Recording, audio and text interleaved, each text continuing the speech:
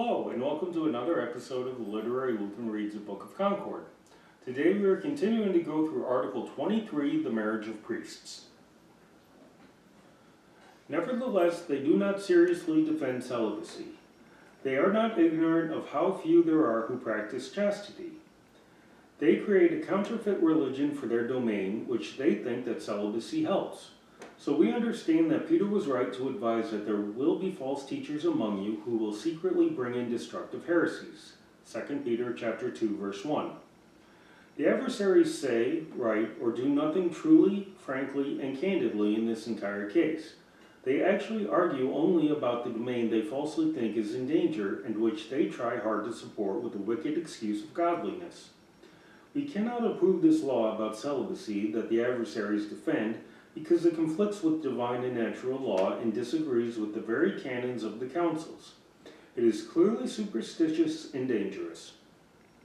It produces countless scandals, sins, and corruption of public morals. Our other disagreements need some discussion by the doctors, but in this matter the subject is so clear to both parties that it requires no discussion.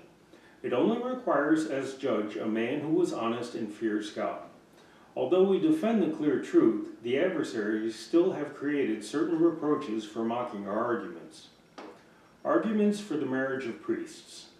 First, Genesis chapter 1 verse 28 teaches that people were created to be fruitful and that one sex should desire the other in a proper way. We are not speaking about lustful desire, which is sin, but about that appetite that was in nature in its perfection. They call this physical love. This love of one sex for the other is truly a divine ordinance. But since this ordinance of God cannot be removed without an extraordinary work of God, it makes sense that statutes or vows cannot remove the right to contract marriage. The adversaries object to these arguments. They say that in the beginning the commandment was given to populate the earth. Now that the earth has been populated, marriage is not commanded. See how wisely they judge?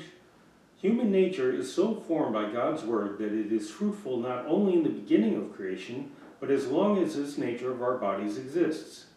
Humanity is fruitful just as the earth becomes fruitful by the word.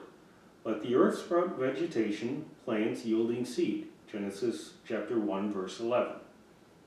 Because of this ordinance, the earth not only started to produce plants in the beginning, but as long as this natural order exists, the fields are covered every year.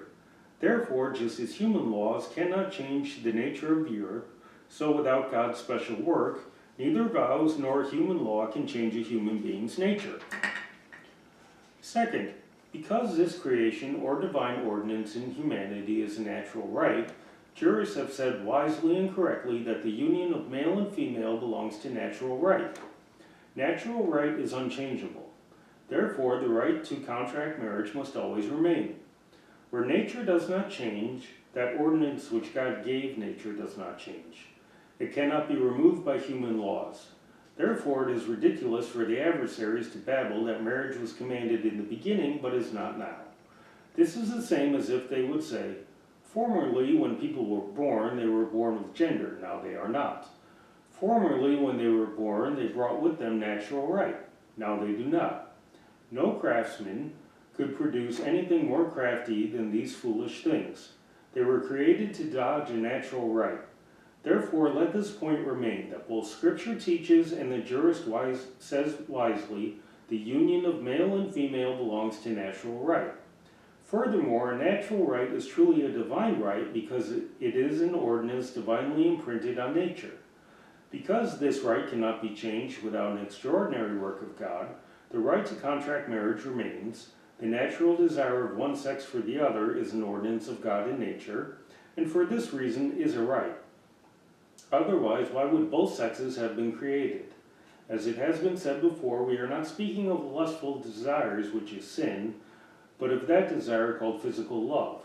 Lustful desire has not removed this physical love from nature, but inflames it, so that now physical love has greater need of a cure. Marriage is necessary not only for the sake of procreation, but also as a cure. These things are clear and so well established that they cannot be disputed. This has been the Literary Lutheran Reads a Book of Concord, and I wish you a blessed day.